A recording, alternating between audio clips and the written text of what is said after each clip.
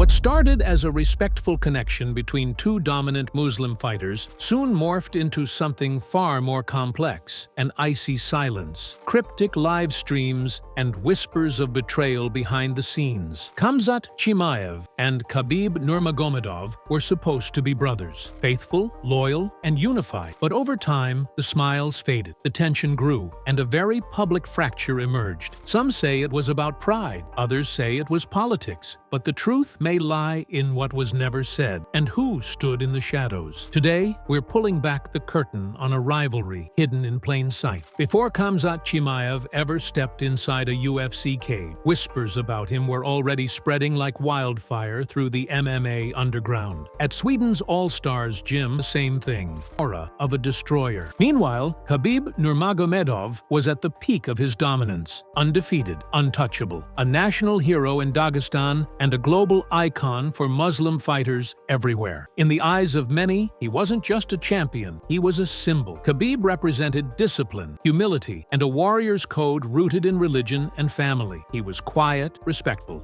but terrifying once the cage door locked. Fans began to see parallels between Khabib and this new face from Chechnya. Was Khamzat the next heir to the throne? But beneath the surface, not everything was as it seemed. Khamzat wasn't following Khabib's exact path. While he spoke respectfully about the legend in interviews, he had a different energy. Wild, unfiltered, and openly theatrical. He formed unlikely friendships with brash personalities like Darren Till, did donuts in parking lots for laughs on live streams, and began carving a unique brand. This wasn't the stoic Dagestani archetype. This was chaos with gloves on. And yet, for a brief moment, it seemed like these two juggernauts were on the same team. Both represented the Muslim world, both were dominant grapplers, and both were managed, at the time, by the same powerhouse, Ali Abdelaziz of Dominance, MMA. The torch-passing storyline practically wrote itself. Fans were ready for a respectful transition of greatness, but a slow rift was forming. Behind the scenes, alliances were shifting, and whispers were getting louder. The brotherhood many assumed existed between Khabib and Khamzat might have been nothing more than a public illusion. The seeds of something darker had already been planted, and the roots were getting deeper. What really set the tone for this strange relationship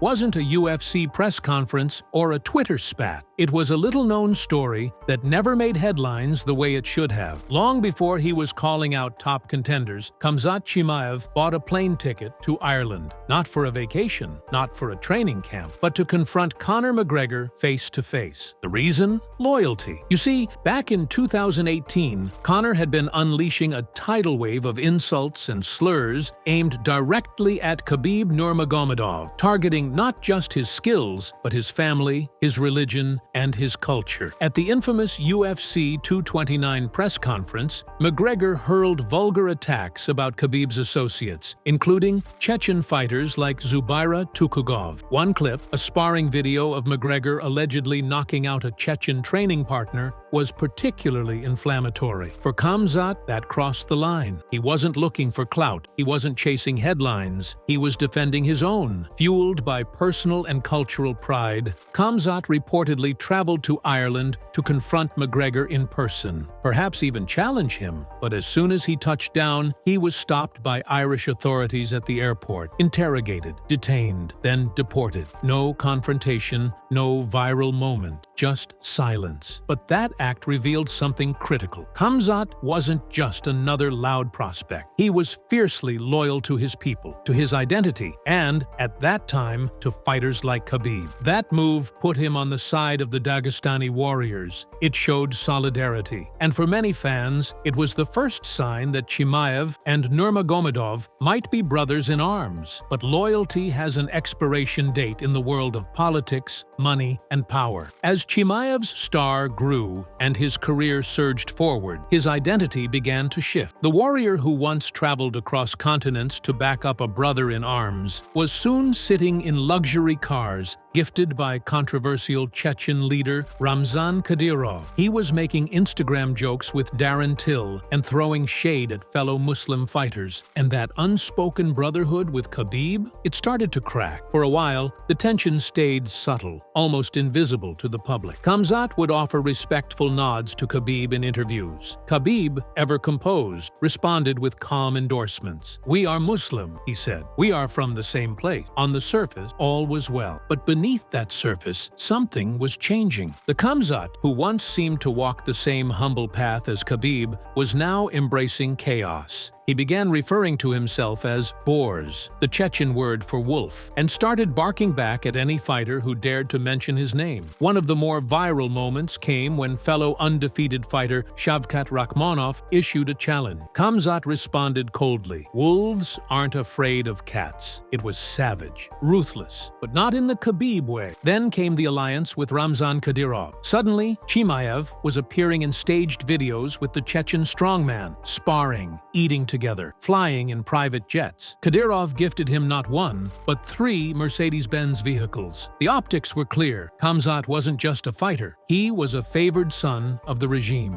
And that's where the political weight began to shift. Kadyrov once had a respectful relationship with Khabib, but once Khabib reached global icon status, he kept his distance, carefully avoiding being seen as aligned with any political power. Kadyrov reportedly didn't like that, and when he embraced Khamzat as his new favorite, many fans saw it as more than just generosity. It looked like a replacement, a political statement wrapped in luxury and power. Then came the live stream that changed everything. Kadyrov went live, and in a thinly veiled jab at Khabib, he called him a UFC project who never fought under the Russian or Dagestani flags. Midway through the stream, Chimaev added his own fire. "We'll tear him apart too if he wants." That line set MMA Twitter on fire. The internet exploded. The illusion of brotherhood had just been shattered on camera, not with fists, but with words. The MMA world was no longer dealing with a respectful rivalry. This was war, and it had just gone public. After that fateful live stream where Khamzat Chimaev casually declared, "We'll tear him apart too if he wants," the internet detonated. The comment wasn't just a stray insult, it was a fracture in the mythos of Muslim unity in MMA, a symbol that the unbreakable chain of brotherhood, forged through faith and war-torn origins, could in fact be broken. Fans who once celebrated Chimaev's rise now paused. Some applauded his alpha energy, others felt betrayed. Khabib's silence made it worse. He didn't clap back, didn't issue a statement. No tweets, no interview, just silence. And that silence spoke volume. Was it dignity? Was it fear of escalating a conflict with someone now clearly aligned with volatile political power? Or was it pure disgust? What happened next was a PR earthquake. The MMA world began drawing lines. Fighters from Dagestan posted cryptic messages on Instagram about fake wolves and selling your brother for gold. UFC journalists began speculating on the cause of the rift. Podcasts turned it into cannon fodder. What really happened between Khabib and Khamzat? Even Kadyrov's circle joined the pile-on, adding fuel to the fire. They posted clips of Khamzat training and referred to him as the true lion of the Caucasus. In turn, Khabib's camp clapped back in subtler ways. Zubaira Tukugov, one of Khabib's closest friends, unfollowed Chimaev on social media. Ali Abdelaziz, the shared manager who once bridged the two camps, stopped posting about Khamzat altogether. Then, the most unexpected thing happened. Chimaev backtracked. In a social media post, Khamzat appeared to try and soften the damage. "Khabib is my brother. I never said anything bad about him," he wrote. "People try to divide us. But for many, it was too little, too late." The footage existed. The live stream couldn't be unsaid. And more importantly, Kadyrov had already made his move. This wasn't just about ego anymore. It was about identity, about nationalism, and about who represented the heart of MMA in the Muslim world. While the public was eating up the drama, one man stood behind the curtain, watching it all with crossed arms and narrowed eyes. Dana White. To Dana, this was both a disaster and an opportunity. Khabib Nurmagomedov had been the perfect UFC star. Undefeated, clean-cut, no scandals. And when he retired, he did it on top, walking away like a mythological figure. But from a promoter's standpoint, that also also left a vacuum. A cultural hero had stepped away, and someone needed to fill that void.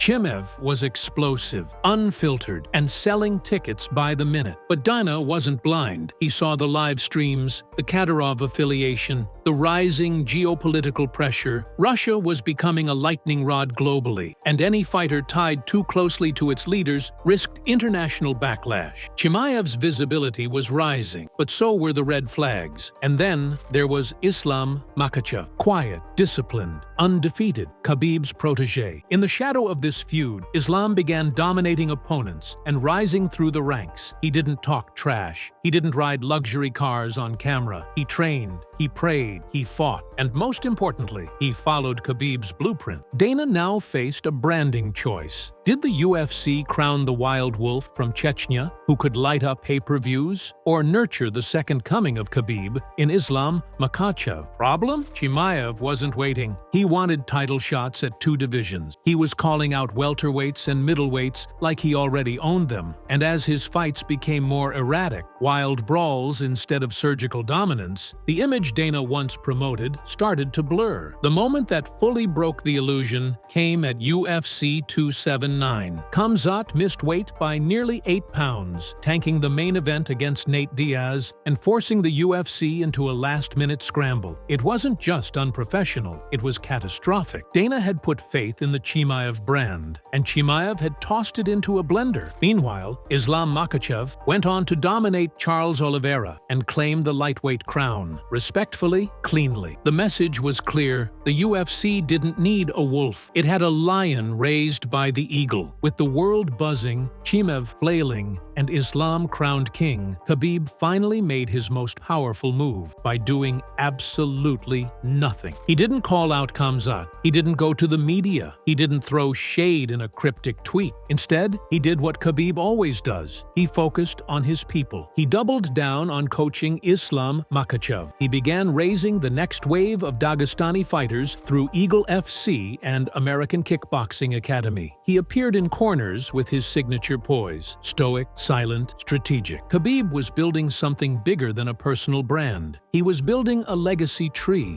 one that would keep growing long after the wolves had howled themselves hoarse. And Chimaev? He drifted. After the weight miss and the backlash, he vanished for months. No fights, no bookings. Rumors swirled about visa issues, medical complications, disagreements with Dana White, and even internal tensions within his own camp. When he finally reappeared in 2023, it was in another scripted video with Kadyrov's son, a teenage fighter who had become the face of Chechen martial arts. The message was clear: Chimaev wasn't leaving Kadyrov's orbit. If anything, he was sinking deeper. That silence between Khabib and Chimaev had turned into an irreversible divide. Khamzat's loudest moment, the "we'll tear him apart" jab, was also the moment Khabib decided this wasn't a fight worth having. No drama, no headlines, just a quiet exile. Because when you fight wolves with discipline and time, eventually they devour themselves. By early 2024, Islam Makhachev wasn't just a champion. He had become the symbolic heir to Khabib's throne. His dominance over Charles Oliveira, his respect-driven attitude, and his deep connection to the Nurmagomedov family earned him a place among the elite. And in doing so, Islam represented something even more powerful: the purity of the Dagestani fighting tradition, one that valued discipline, humility, and family above showmanship or scandal. Khamzat Chimaev, in contrast, had slipped into a role no one expected, an outlier. Despite his immense popularity and undeniable skill, he found himself quietly pushed to the margins of the Khabib-led ecosystem. For the new generation of Dagestani and Chechen fighters, the choice was clear: align with a legacy of respect or chase chaos under the bright lights. But this contrast only deepened the intrigue for fans. Why had two fighters who shared the same faith, same region, and same values ended up on opposite ends of the MMA spectrum? Was it truly just a matter of ego and affiliations? Or was there something deeper? The answer lay in something most fans overlook: Khabib's long memory. Khabib had been watching Khamzat for years, not just the fights, but the behavior, the social media outbursts, the reckless brawls, the unchecked bravado. For Khabib, fighting wasn't just about violence, it was about restraint, about knowing when not to speak, when not to fight, and when not to burn a bridge. When Khamzat made his offhand remark about tearing Khabib apart, it wasn't a betrayal in the traditional sense. It was a line in the sand. And in the culture Khabib came from, disrespect is remembered forever. So while Islam Makhachev continued stacking wins and building his quiet empire, Khabib stood behind him, a general guiding his successor, with his back turned forever on the fighter who used to be family. Behind the gloves and behind the headlines, the rift between Khabib and Khamzat wasn't just about fighting styles or trash talk. It was about something far more dangerous: global politics. By 2025, the world was watching Chechnya with increasing concern. Ramzan Kadyrov, Khamzat's primary political backer, was under international scrutiny. Accusations of human rights violations, assassination plots, and brutal authoritarian control had made him a pariah in diplomatic circles. Meanwhile, Khabib had made the opposite pivot, forging connections with international charities, faith-based outreach, and even receiving praise for refusing to politicize his platform. This made the situation volatile. On one side, Khamzat Chimaev, a wrecking ball of charisma, brutality, and raw power, backed by a controversial regime and shielded by wealth. On the other, Khabib Nurmagomedov, the man who bowed out at the height of his power, whose silence now carried more weight than any headline. And it wasn't just about them anymore. Every time a young fighter from Dagestan signed a UFC contract, people ask, whose path will he follow? Will he choose the wolf or the eagle? For Dana White and the UFC, this silent war created a PR nightmare. If they leaned into Chimaev, they risked international criticism and potential bans. If they leaned into Islam, they lost a massive chunk of viral appeal. Either way, they couldn't win. And for the fans, the debate only grew more heated. Some accused Khabib of being jealous. Others accused Chimaev of being a puppet. But both men refused to engage. There was no showdown, no press conference, just tension, simmering behind the scenes like a powder keg waiting to blow. One insider at American Kickboxing Academy was even quoted off-record saying, "There was a time this could have been fixed. That time's gone. Now it's pride and politics. And neither of them are gonna blink." It was a cold war in the world of MMA, and the cost wasn't measured in belts, it was measured in legacy. As 2026 approached, the MMA world came to terms with a hard truth. Khabib vs. Khamzat would never happen in the octagon. And yet, in many ways, it already had. This was a battle of legacies, one rooted in discipline and family, the other in defiance and raw force. And for the first time in UFC history, the question wasn't just who could fight better, it was who would history remember better. Khabib Nurmagomedov, with his perfect 29-0 record and a career capped by peace, had become a global icon. His absence spoke louder than Chimaev's loudest performances. When Khabib walked away, he became a symbol of restraint in a world obsessed with violence, and that made him immortal. Khamzat Chimaev, despite all the hype, remained unproven in the deepest water. His missed weight, cancelled fights, and political ties created a cloud that followed him into every cage. Even as he continued to win, his path no longer felt destined. It felt dangerous, and not in a good way. But perhaps the greatest irony? They were once allies, brothers in the same cause, fighters shaped by similar pain, similar culture, and similar prayers. Their split wasn't just about one comment or one rivalry. It was about the fork in the road every fighter faces. Will you become a legend or a cautionary tale? In the end, Khabib remained true to his path, silent, principled, unshakable. Chimaev chose noise, chaos, and the high-wire act of unchecked dominance. And the MMA world watched, breath held, as the eagle soared quietly overhead, while the wolf continued to howl into the void. Because sometimes, the greatest fights happen outside the cage. And this one? It was for the soul of the sport.